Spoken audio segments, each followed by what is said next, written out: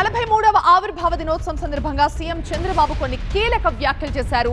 1995లో CM మాదిరిగానే ఉంటా, ఎవరైనా చెడు చేసి తప్పించుకోవాలనుకుంటే తాట తీస్తానంటూ వార్నింగ్ ఇచ్చారు.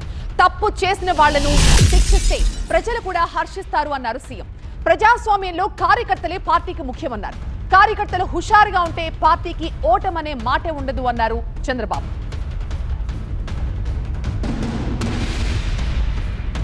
తప్పకుండా 95 సీఎం గానే ఉంటా, మీకు డౌట్ ఏం అవసరం లేదు. మంచికి మంచిగా ఉంటా.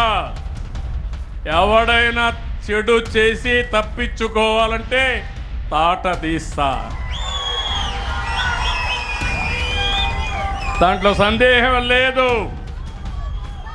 శ్రీకృష్ణుడు కూడా తప్పలేదు, దేవుడికే తప్పలేదు. మీతో పని చేసినందుకు చాలా సంతోషంగా ఉంది. మీరే బెస్ట్ బాస్. ఇప్పటి వరకు మేనేజర్గా ఉన్నాను, ఇప్పుడు బాస్ అవుతాను. ఎలా? బాస్ వాలా బాస్ వాలా, బీ ద బాస్. తప్పు చేసిన వాళ్ళని శిక్షించకపోతే మంచిని కాపాడలేము. కానీ ఇక్కడ మీరు గుర్తుపెట్టుకోవాల్సింది, శిక్షించేటప్పుడు కూడా ఎవరైతే తప్పులు చేశారో నిజమైనటువంటి వ్యక్తుల్ని శిక్షిస్తే ప్రజలు కూడా అప్రిషియేట్ చేస్తారు. కానీ మనం చేసేది రాజకీయ కక్షల కోసం పోతే మాత్రం ఎవరు విశ్వసించరని చెప్పి మీకు తెలియజేస్తున్నా. మిగిలిన పార్టీ జెండాలతో పోలిస్తే టీడీపీ జెండాకు ఒక విశిష్టత ఉంది అన్నారు సీఎం చంద్రబాబు. అన్నదాతకు అండగా నాగలి, కార్మికులు, పారిశ్రామిక ప్రగతికి చిహ్నంగా చక్రం, నిరుపేదలకు నీడ అందించే ఇల్లు టీడీపీ జెండాలో ఉన్నాయన్నారు. తమ నాయకుడి విజన్ కి ఇదే నిదర్శనమన్నారు సీఎం చంద్రబాబు. పసుపు జెండాకు ఒక విశిష్టత ఉంది. తమిళ అన్ని జెండాలు చూడండి, మన జెండా చూడండి.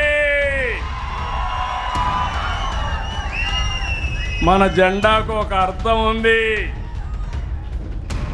అన్నదాతలకు అండగా ఉండాలని నాగలి,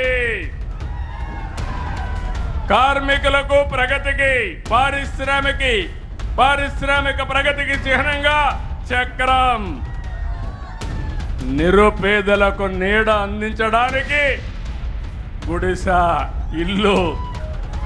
ఏ సింబల్ అయినా, ఏ జెండాలైనా ఉన్నాయా తమ్ముళ్ళు అని మిమ్మల్ని అడుగుతున్నా. అది మన నాయకుడి యొక్క విజన్.